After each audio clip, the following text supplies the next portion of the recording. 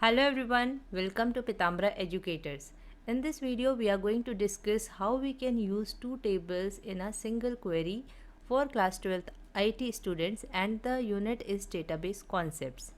So let's see, there are two tables which are teacher table and department table. Now we'll see the question. Display name of all teachers with their respective department. It means कि हमें name of teachers बताना है और उनका department name बताना है. तो आप देखिए यहाँ पे टीचर नेम जो है आपका इस टेबल में है, टीचर टेबल में, एंड डिपार्टमेंट नेम जो है आपका डिपार्टमेंट टेबल में. इट्स क्वेश्चन के लिए क्वेरी में आपको दोनों टेबल यूज़ करनी है. So we have to join these tables. Okay, so for this query, for such questions we have to join the tables. तो इसके लिए हम जॉइन यूज़ करते हैं. तो जॉइन कॉन्सेप्ट जो है आपके सिलेबस में डिटेल में नहीं है, बस इतना बताया गया है कि आप कैसे टेबल को ज्वाइन कर सकते हैं. तो हम इतना ही पढ़ेंगे. Now will see that what is the condition for joining two tables. कौन सी टेबल को हम ज्वाइन कर सकते हैं, क्योंकि हम सारी टेबल्स को नहीं ज्वाइन कर सकते.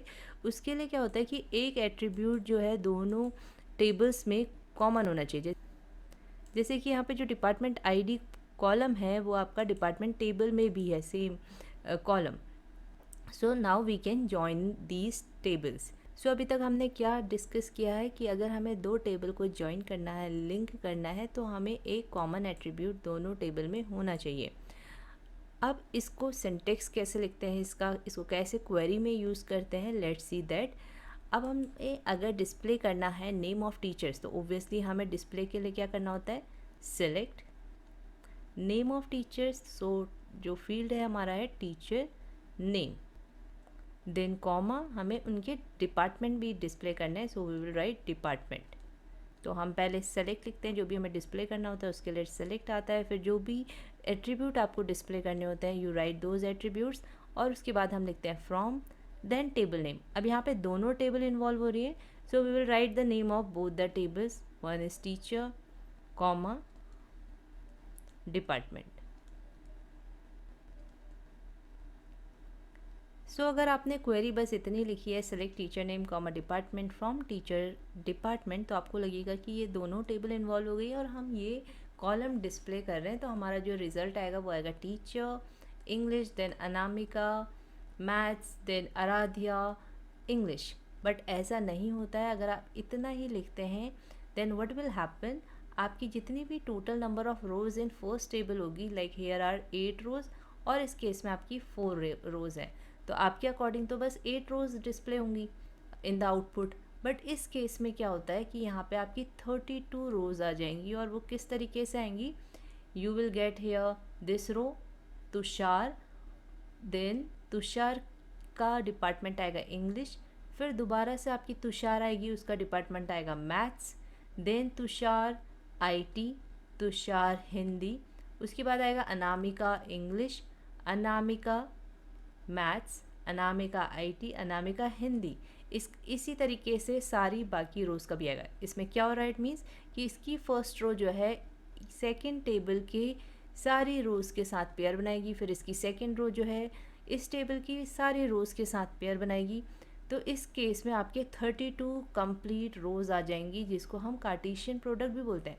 तो ये जो क्वेरी है ये इनका कार्टेशियन प्रोडक्ट डिस्प्ले करती है, जो कि हमें नहीं चाहिए. हमें क्या चाहिए कि ये जो टेबल है ये इसके अकॉर्डिंग लिंक हो. हमें सिर्फ कौन सी रोज़ चाहिए, हमें रोज़ चाहिए जिसमें 1 और 1 कॉमन हो, यानी कि तुषार और इंग्लिश. तो इस केस में हमें क्या करना पड़ता है, वी राइट द कंडीशन. तो हम यहाँ पे क्वेरी को यहीं पे एंड नहीं करते हैं, वी राइट वेयर. इसके लिए सिंटेक्स होता है वेयर टेबल 1. टेबल 1 आपकी है teacher, then dot, then common attribute depart id equals to department second table name,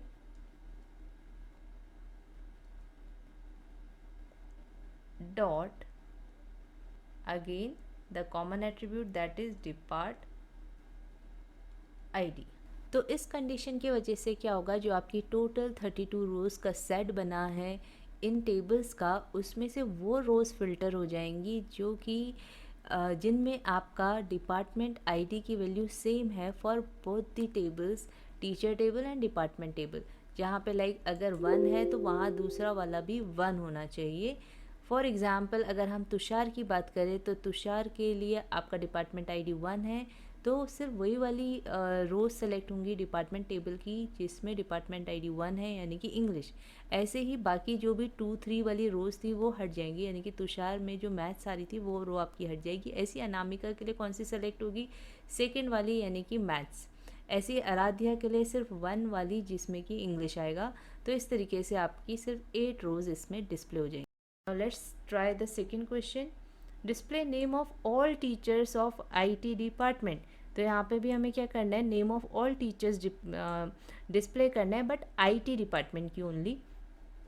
तो डिपार्टमेंट आपका सेकेंड टेबल में है और नेम ऑफ टीचर जो है फर्स्ट टेबल में। तो again we have to use both the tables, तो उसमें भी ये कंडीशन आएगी। So let's write select then teacher name, then next one department, from teacher comma department. So we have to link the table with common attribute. तो उसके लिए हम क्या कंडीशन लिखते हैं? We have to apply the join here where teacher dot depart ID. तो आपको इतना समझ में आ गया होगा कि हम ये कंडीशन क्यों पुट कर रहे हैं। अगर आप इस कंडीशन को पुट करना भूल गए then what will happen, you will not get the desired result. आपके पास एक्स्ट्रा रोज आ जाएंगी।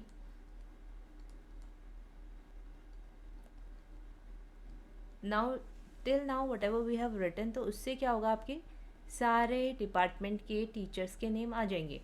जो हमने सेम ये अभी तक का यही क्वेरी है, तो इस केस में क्या हो रहा है, आपके सारे टीचर्स नेम आएंगे विद द डिपार्टमेंट। बट आपको क्या करना है, आईटी वाली जो रोज़ हैं उन्हें फ़िल्टर करना है, यानी कि एक और कंडीशन लगानी पड़ेगी आपको यहाँ। तो जब हमें एक और कंडीशन लगानी होती है तो we use and operator, and department equals to, तो यहाँ पर डिपार्टमेंट आपका क्या होना है, इक्वल्स टू आईटी। यहाँ पे हमने एंड ऑपरेटर क्यों यूज़ किया, क्योंकि आपकी फर्स्ट कंडीशन भी ट्रू होनी चाहिए और सेकंड भी ट्रू होनी चाहिए। अगर इनमें से एक होती तो हम और लगाते, पर यहाँ पे दोनों होनी चाहिए। ये रोज़ भी फ़िल्टर करनी है हमें, एंड देन ये वाली रोज़ भी फ़िल्टर करनी है। So we have to use and operator. Now let's see the next one. Display department of teachers having salary less than 70,000. So we have to display here department of teachers. So what we are going to write here, select department is department of teachers, आपका जो है department column ही है। Now salary, salary आपकी first table में include है, ये वाली में, तो हमें दोनों टेबल यहाँ पे इन्वॉल्व करनी है। So we are going to write here department. अब ये ऑप्शनल है कि आप कॉमा सैलरी लिखें, ये ऑप्शनल है क्योंकि यहाँ पे हमें सैलरी डिस्प्ले करने के लिए नहीं कहा है। इन द सेम वे यहाँ पे हमें डिपार्टमेंट डिस्प्ले करने के लिए नहीं कहा था, तो हम यहाँ पे डिपार्टमेंट नहीं भी मेंशन करते, then also it is okay. From teacher comma department.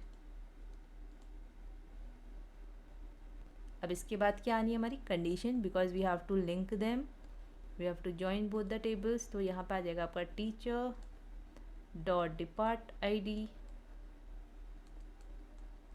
Equals to department dot.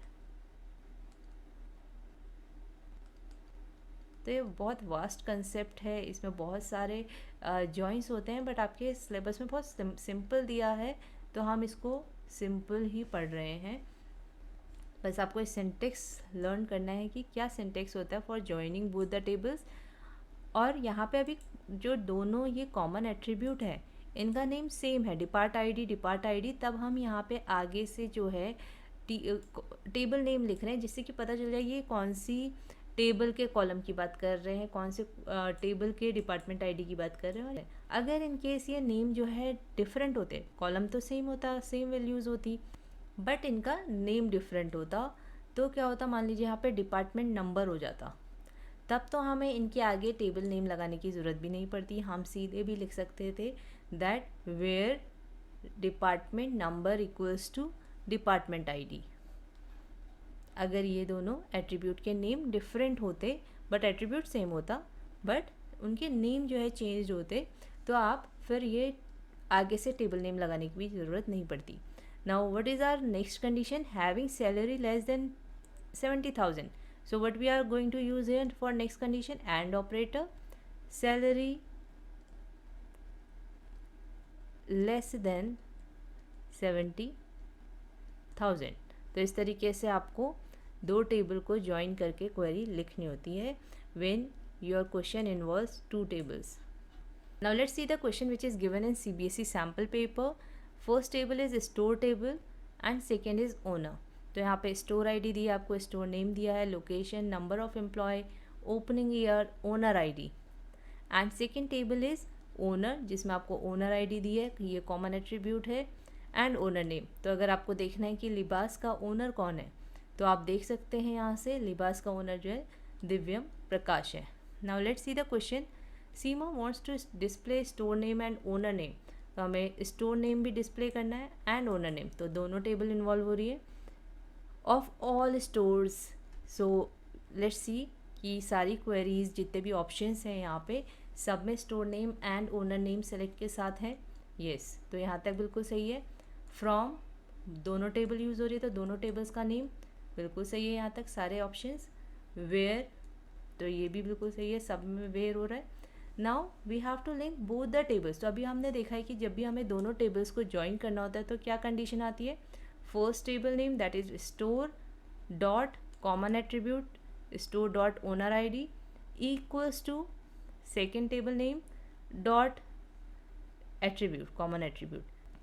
So first वाले में आपका आया हुआ है store dot owner ID equals to owner dot owner ID. इसमें भी आया है, इसमें भी आया है, but in this you can't find this condition, तो ये रॉन्ग है। इसमें आपका कॉमन एट्रीब्यूट तो इक्वल किया बट टेबल नेम नहीं लिखा है। तो टेबल नेम हम किस कंडीशन में नहीं लिख सकते हैं? जब यहाँ पे ओनर आईडी सेम नहीं होता। ये नेम जो है यहाँ पे लाइक अगर ओनर नंबर होता तो हम लिख सकते थे एक बार को owner number equals to owner ID, क्योंकि जब हम ऐसा लिखते हैं तो हमें पता नहीं चलता कि ये जो है एट्रीब्यूट किस टेबल का है और ये वाला किस टेबल के लिए रेफर कर रहा है। So it is must to mention table name when the common attribute is having same name. So ये वाला भी आपका रॉन्ग हो गया। अब इन दोनों में से हमें चूज़ करना है कि कौन सी सही है। So we have to find the store name and owner name of all stores in Mumbai. तो हमारी जो लोकेशन है वो क्या होनी चाहिए? Mumbai. So location equals to Mumbai यहाँ पे और के साथ है, तो अभी हमने देखा था कि और ऑपरेटर नहीं यूज़ होना चाहिए, we should use and operator. So here option B is the correct option. Now this question which I have posted in community post today, let's see how it will be solved, क्योंकि बहुत सारे जो है इसमें answer जो है wrong आ रहे थे। So let's see it.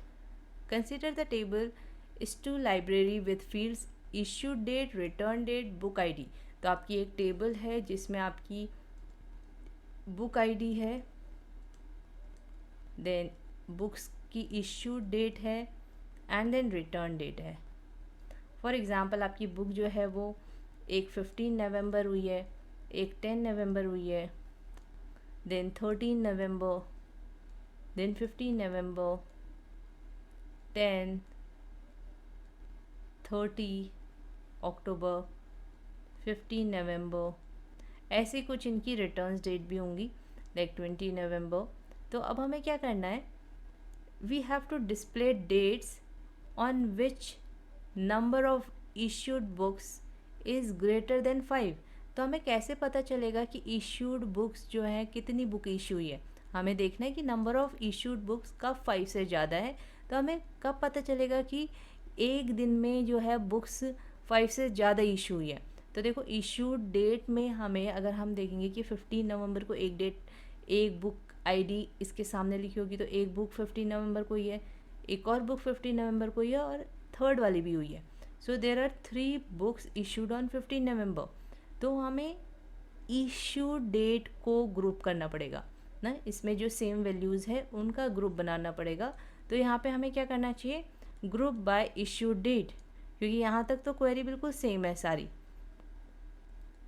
सारे ऑप्शन सेम है, बट किस में प्रॉब्लम हो रही है आपका, रिटर्न डेट। अगर हम रिटर्न डेट को ग्रुप करेंगे तो हमें पता चलेगा number of books returned on a particular date, जबकि हमें क्या करना है कि बुक्स कितनी इशू हुई हैं एक पर्टिकुलर डे में। So for that we have to group this column. तो ये बहुत इंपॉर्टेंट है कि किस कॉलम को ग्रुप करना है, ये आपको पता होना चाहिए। तो ये वाला रॉन्ग हो गया, ये भी रॉन्ग हो गया।